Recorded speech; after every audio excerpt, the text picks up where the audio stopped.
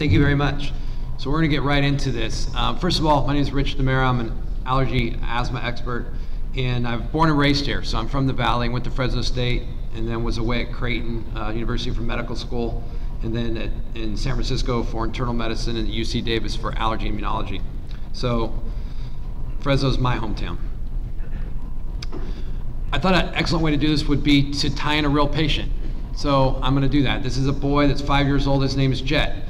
He's had asthma his entire life. In 2009, he went to the emergency room 7 times for asthma flares. He was hospitalized twice. This poor boy never stops wheezing. He's wheezing 24/7. So, and he's on Advair, 230, 21, 2 puffs twice a day. A lot of you might not know what that means. That's the highest dose Advair you could be on. So he's on maximum therapy, and he's wheezing 24/7. So this is a boy that you might say, my gosh, this kid needs to get out of the Valley.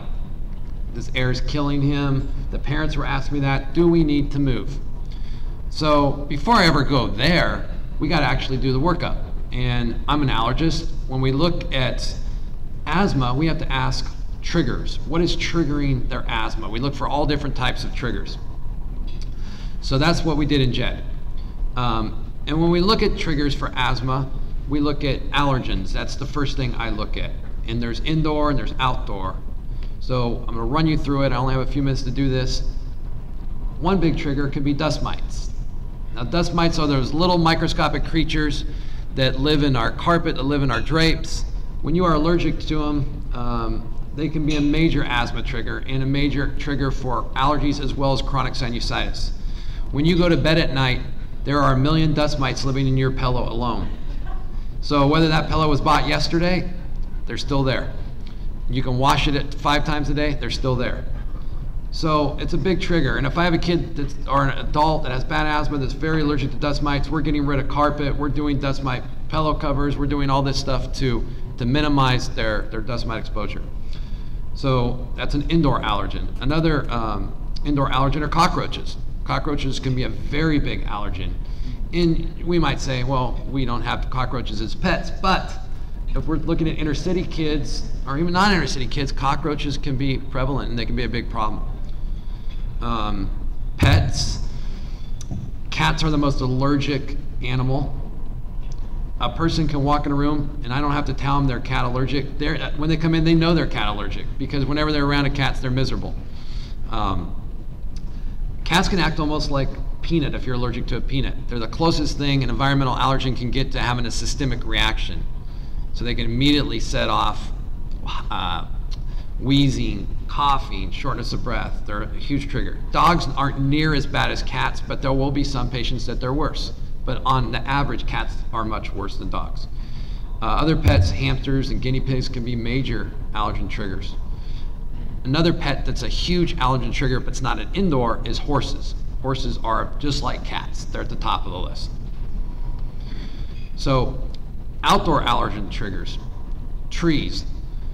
Now, when you're allergic to trees, depending on what tree, they can bloom any time. So you can have trees bloom early in the year, almond, walnut bloom early. You can have trees bloom more April, May. If we look at our most allergic trees, olive would be number 1. Olive tree is the most allergic tree we have. Olive blooms that late April, early May time, when it's also when the grasses are the highest. So I call that the Bermuda Triangle of allergy season, is right around the last few weeks of April, first few weeks of May.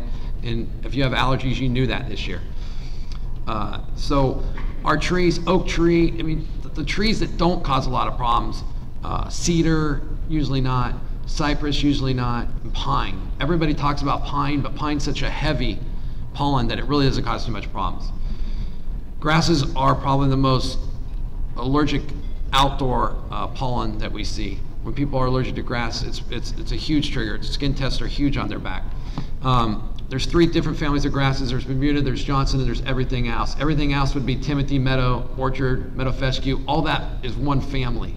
So if you're allergic to orchard, you're allergic to the rest in that family. Johnson and Bermuda are separate families. Grasses here start about March, depending on the year, and they will run through to the end of June. So trees and grasses, by the 4th of July, they're done. Everything's dead around here. There's nothing more blooming. So those spring allergens, they get a break right in the middle of allergy season. So when we get to about 4th of July until late August, that's a good time of year for most for allergy sufferers and for if they're triggering their asthma. Weed season starts late August, September, October, and that's when the weeds will start to bloom. One of the most allergic weeds we have is tumbleweed, which is Russian thistle. So there's all different types of weeds. I can walk you out in the field and find 20 different types. But weeds will usually run their course about that time of year. Flowering plants. People ask me, well, my gosh, when these plants are really blooming, they're flowering, I'm terrible, and the scents drive me crazy. Well, that's not an allergy trigger. Anytime you see a big flowering plant, heavy pollen coming off, it's usually not allergic.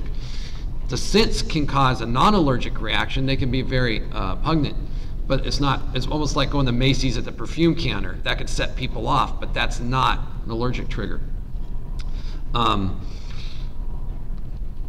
Indoor and outdoor, that's where we get into our molds.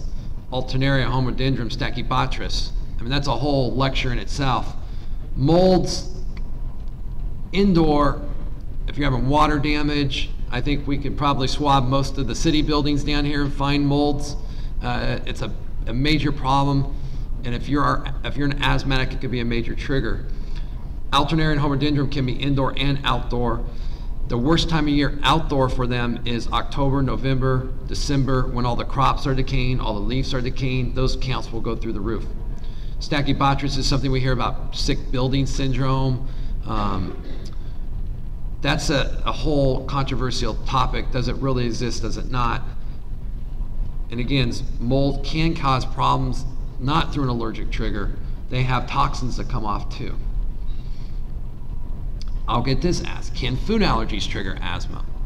Well, people, when they want to come in and get skin tested, they'll say, but you didn't test me for foods. And I'll say, well, do you have a problem with foods? Because if you don't, the problem with testing for foods is there's about a 35 to 50% false positive rate. So I can test you to 50 foods and you might show up positive to 30, but you're not allergic to any of them. They're all false positives. So unless there's a reason, I don't test. And foods wouldn't trigger asthma except acutely. If you are allergic to peanut and eat a peanut, you're probably going to have asthma. Even if you don't have a history of asthma, you're probably going to wheeze and get tight. So that's the way foods will present acutely. So if you have acute allergic reactions to foods, you know it. If you're allergic to walnuts, peanuts, or it could be bee stings, they can all cause an asthma type reaction.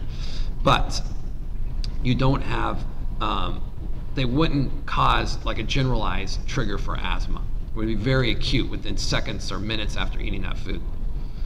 This is a picture showing before an allergen and then after an allergen with the bronchioles, and you can see